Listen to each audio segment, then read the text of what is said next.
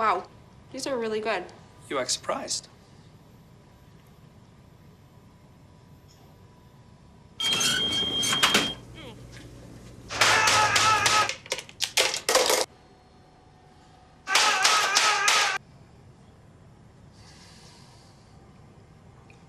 Practice makes perfect. You don't have to be perfect to be a perfect parent. There are thousands of teens in foster care who don't need perfection. They need you.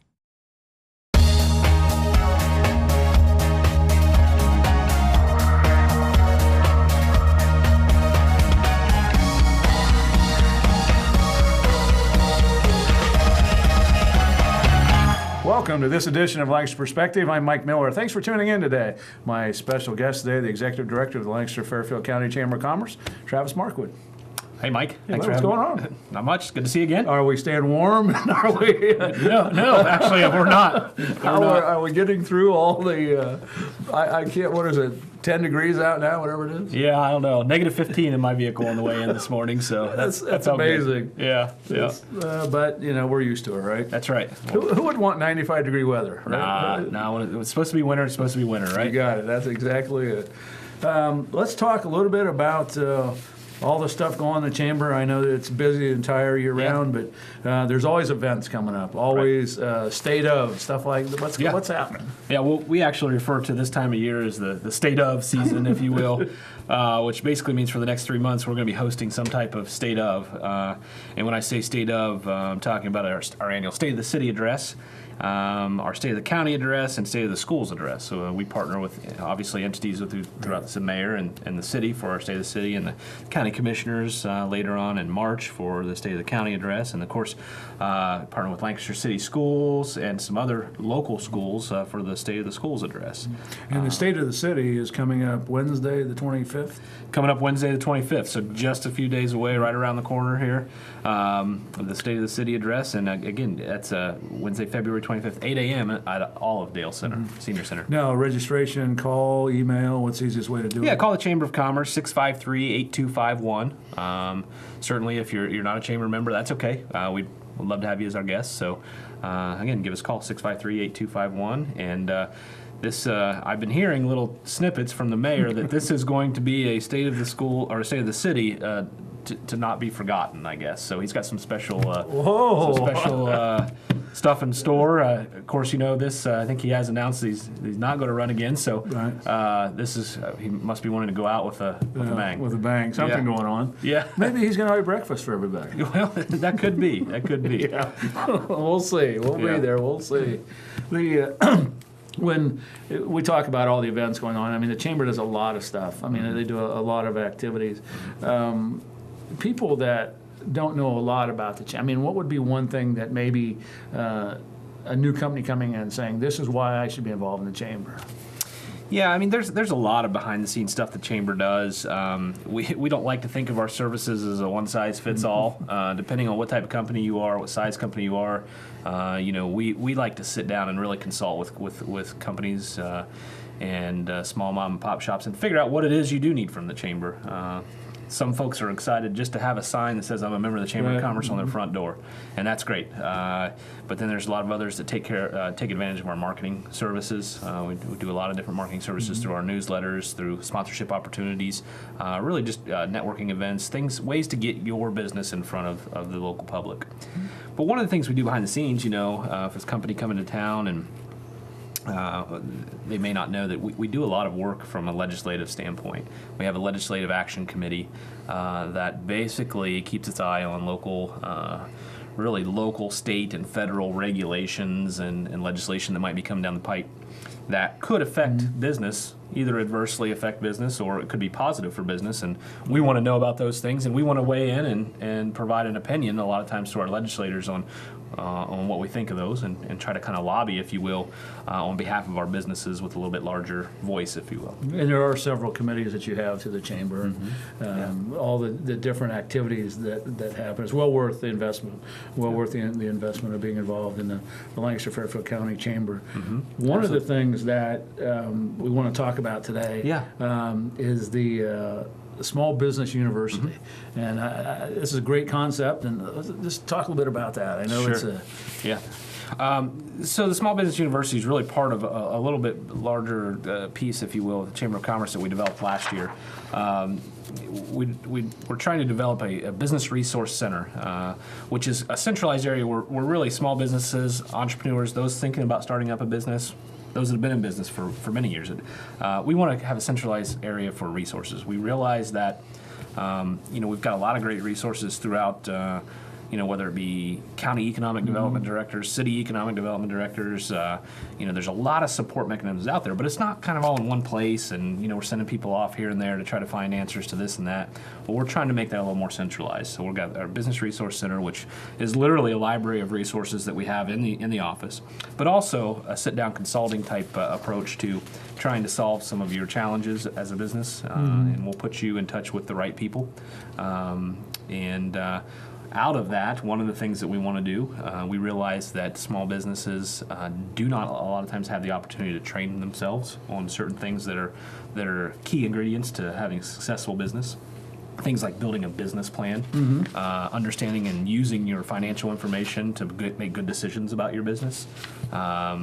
Leadership in your business. So we've put together a program, what we call Small Business University, and that's a partnership with a training company called Action Coach, and Heather Yakes is our local representative for Action Coach, and we put a pretty extensive program out for small businesses.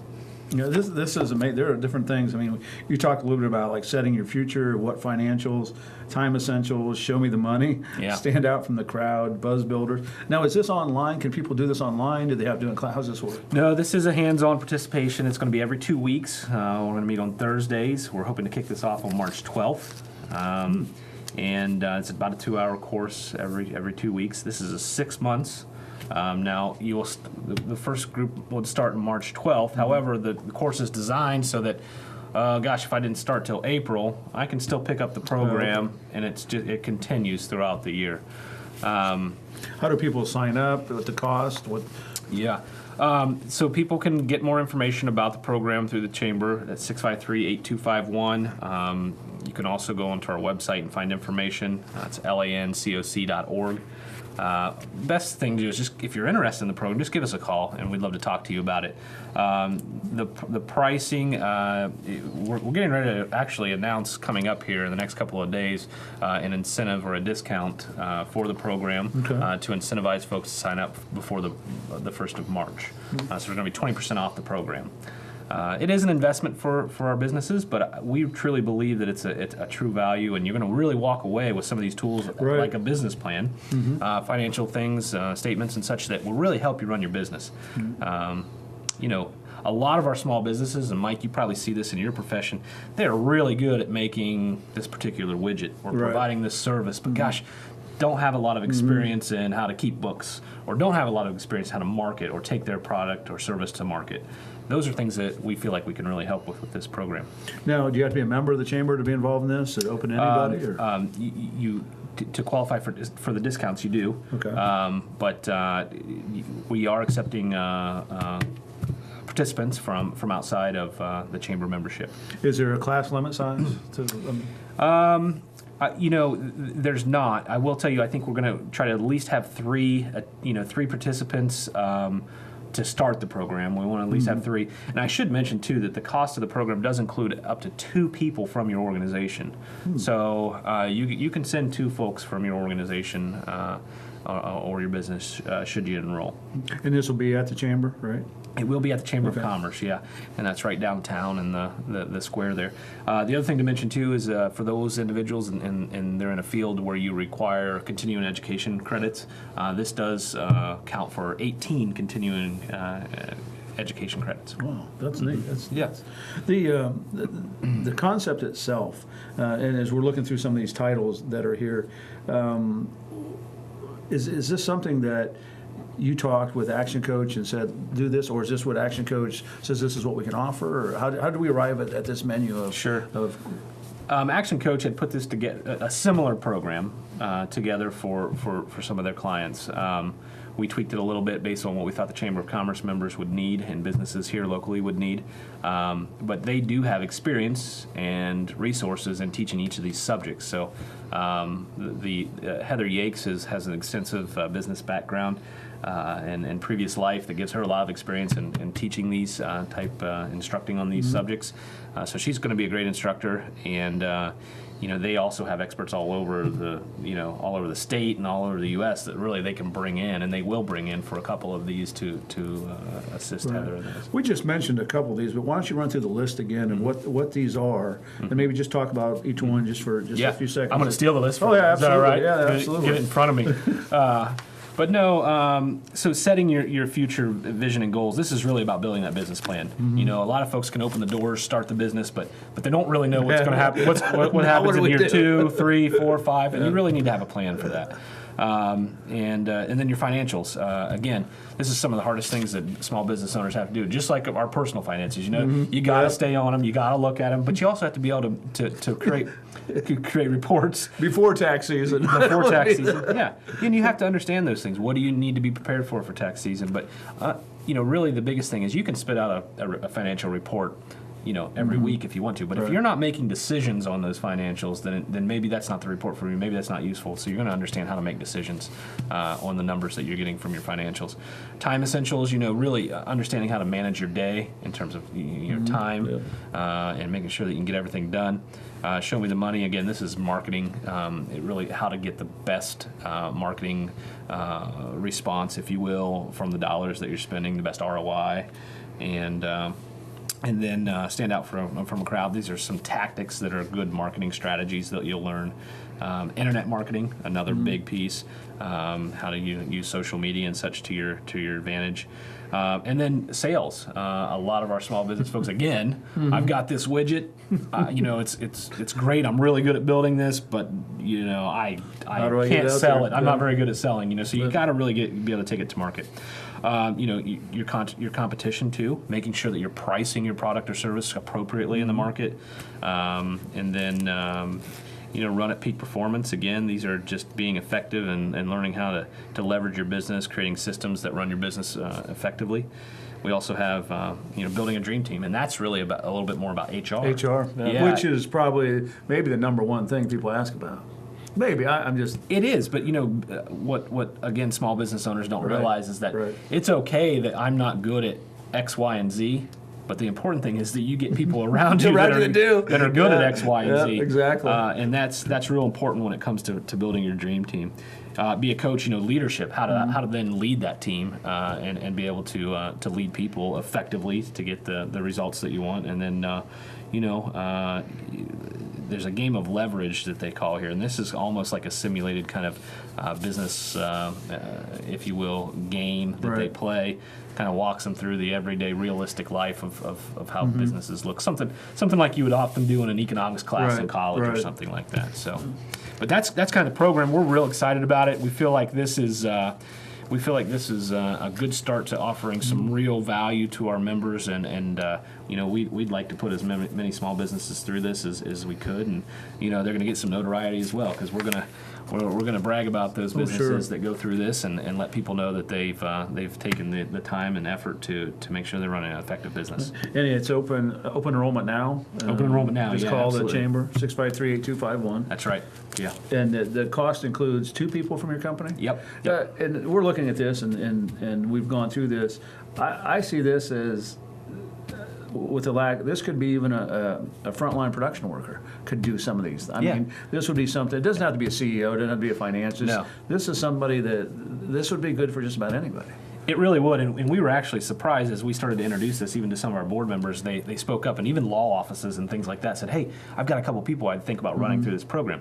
Not because they're responsible for all these things in their organization, but a lot of times they're working with clients and consulting with clients that need to know about these things. So the more knowledgeable you are in serving your own customers about some of these things, it can be helpful as well.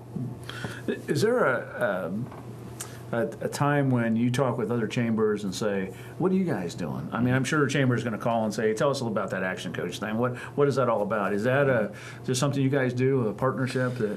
We do. We try to do that, and it doesn't happen as often as we'd like, obviously, because you just get busy in your own world. But there's a lot of different groups. We reach out actually to the Columbus Chamber at least once a year. They come down and they present to us their legislative kind of policies for the year that they're following.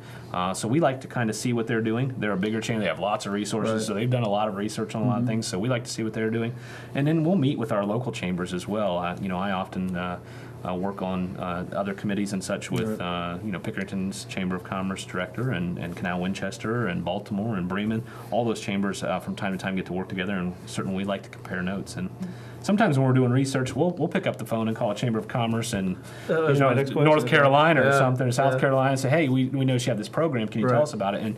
And typically they're pretty pretty willing to provide information. And frankly, if you can kind of build or design a program off something that somebody else has already done, and you don't Why always have reinvent to the wheel? Yeah, you Yeah. don't always have to do that. We're talking with Travis Markwood, the executive director of the Fairfield County Lancaster Chamber of Commerce, talking about Small Business University Action Coach. If you're interested, 653-8251, they'll get you signed up for it. When you're out and about talking with businesses, and is there a theme that you're hearing from, is it workers, or maybe is it location? What kind of things do you get back from businesses? I mean, they don't, maybe they're not yet quite part of the chamber, but when you're out talking to them, what kind of stuff are you getting back from as far as Fairfield County? Sure. Well, I can tell you, and most people have seen this, but we're seeing certainly more consumer confidence, and that actually relates into to business confidence and owner confidence. So we're seeing some of our, especially on our small businesses, they're doing a little bit better in the economy right now. They have a little bit more a better feeling about how things are going. And some of them are making investments, and that we're starting to see that now. Right. 5 years ago we weren't. So investments are happening, and from a larger business standpoint, there's certainly some businesses, and I think you'll see in the state of the city address here coming up, there'll be some nice announcements about businesses that are either moving here or expanding. And so we're starting to see some confidence there, and you're starting to see businesses hire a few more people. But to your point, one of the things that we do see, workforce is a big, and you've seen it on the news. Workforce and workforce development is a big kind of thing that everybody's looking at right now. Some companies, and depending on what trade or skill it is, are having trouble finding the right people for the right job, and that's something certainly the economic development directors of this community, the folks at Job and Family Services, the Chamber of Commerce's, we're all working together. And as a matter of fact, there's a task force that I just met with last week that Mike, you're part of, that is geared towards that particular topic, and that's workforce development and figuring out how we create a better pipeline of skilled trade and skilled workers here in our county. You think well, I'm much older than you are, but do you think that you see more people that are, gee, it's okay to go to trade school? Or, no, I got to get that bachelor's degree and run up that debt? Yeah. I mean, So, I think the conversation's happening more than it was, but I don't think we've seen a total migration of thought, if you will, on that.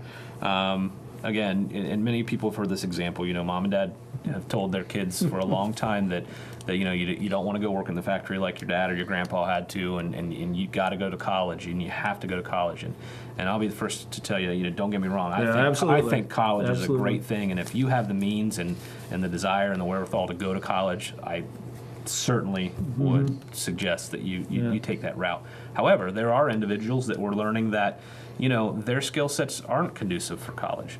And that doesn't mean that you're not smart enough for college. Exactly.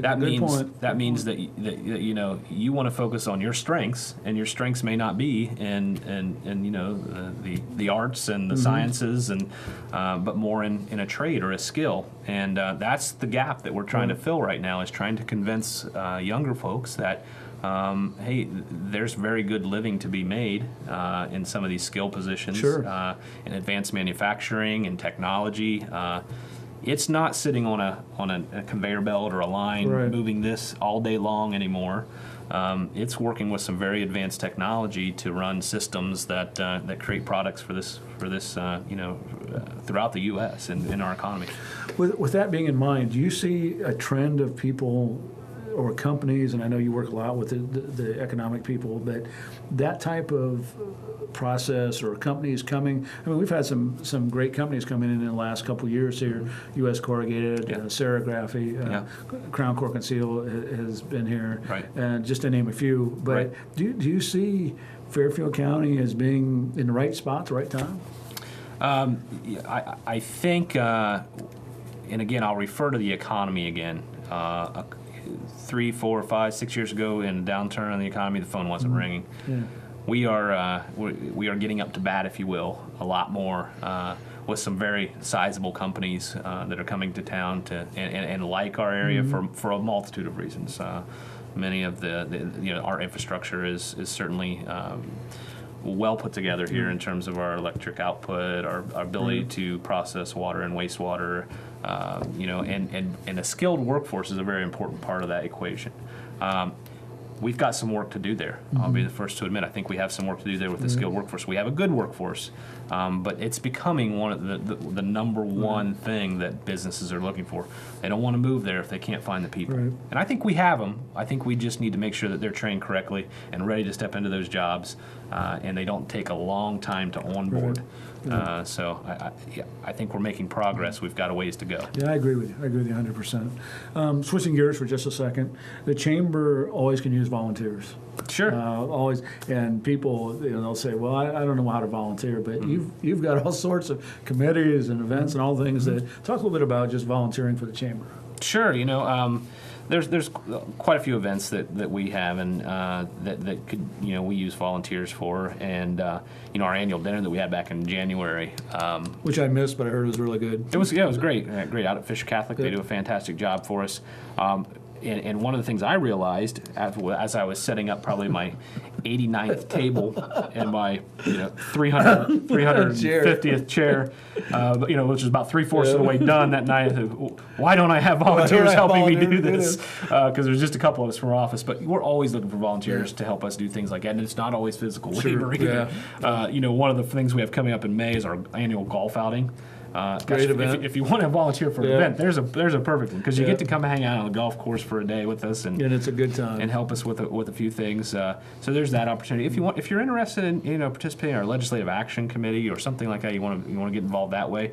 We have that opportunity. We also have a group, what we call the Chamber of Commerce Coachmen, which are representatives of the Chamber of Commerce that go out and promote and help us sell memberships certain times of the year. So there's a lot of ways to plug in.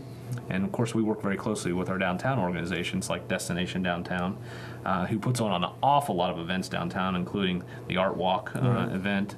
They are always looking for volunteers, so they always need a lot of help because of the types of events that they do as well. I know we've talked many times about, and you mentioned earlier about not the political watchdog, but just chambers and do you get involved with, I guess maybe the national chamber or anything like that says, okay, these are kind of the political trends or this is what we're seeing from, wherever it may be? Sure. We do.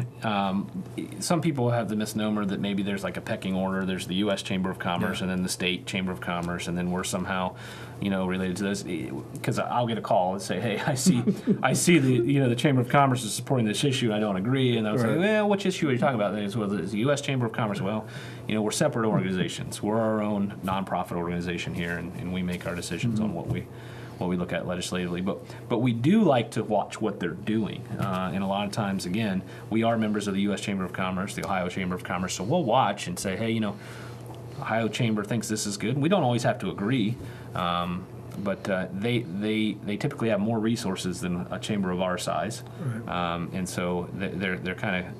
They're good to kind of see what they're doing because of the amount of research they're able to do.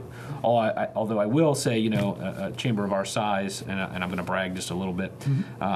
Business First puts out a list of the Chamber of Commerce's locally here in Central Ohio, and just to give the audience an idea of the size of the Lancaster Fairfield County Chamber of Commerce. We are the 4th largest in Central Ohio area. Wow, I didn't know that. Yeah, Congratulations. I didn't know that. Yeah, approximately 700 members. and the Ohio Chamber of Commerce, of course, the Columbus Chamber of Commerce, Dublin Chamber of Commerce, and Licking County. We kind of go back and forth with Licking County. Similar sized Chamber of Commerce. So we do have a great base of members, and our membership is strong. And gosh, without the members, obviously, you don't have a Chamber of Commerce. So we're always grateful. Well, it's time is just it's flown by here. Yeah. And I know that you're busy. You got a lot of other stuff going on with the kids and everything. And Yeah. Big basketball tournament coming up tomorrow. We'll if see. it doesn't snow, right? We're watching the weather right now, so we'll see. But yeah, we've got a fourth grade girls basketball tournament this weekend. And that's over in Maysville. Or? Over in Maysville, so we're excited about that. This is our girls' first opportunity to play in a tournament, so we're excited about the experience. Not excited about the fact we didn't get a practice this week. It doesn't get different in high school and college. Yeah. I'm telling you the same. Yeah. So you're all ready to go. You got your game plan and all that. And studied your books. I think the pregame pep talk this week will go something like play hard and have fun. Travis, we appreciate you coming on and giving us an update. Yeah. One more time, phone number, website, if people want to, especially the events or Action Coach, the small business. Yeah, absolutely. Give us a call at the Chamber at 653-8251, or you can hop on our website at lancoc.org. Fantastic. Well, good luck this weekend. And, Thank you. Now, I got to ask, are you a yell type guy, or are you just kind of like... As much as I'd like to say that I'm not a yeller, I can't. I'm actually the assistant coach, and I'm supposed to be sitting on the bench, but I have a hard time doing that as well. So it's hard even at this age not to be a little bit competitive. But I tell the girls, look, I'm not yelling at you. I'm yelling for you because we're trying to get your attention. So we have a good time, and this is Fairfield Union, right? Fourth grade Fairfield Union girls. Yep. Well, good luck tomorrow. Thank you. Thanks for tuning in to this edition of Lakes Perspective. I'm Mike Miller, and remember, until we meet again, let's make a difference.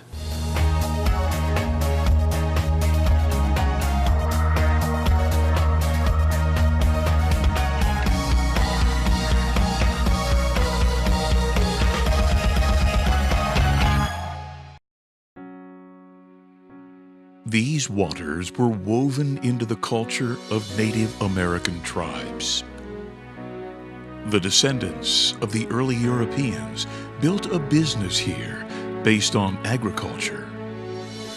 And today, this unique destination in the central Ohio countryside comes to life with stories and memories centuries old. The Fairfield County Historical Parks invites you to amazing Rock Mill. Above the falls of the Hocking River Gorge, here together, nature and man have created some truly American stories that you'll want to experience with the entire family.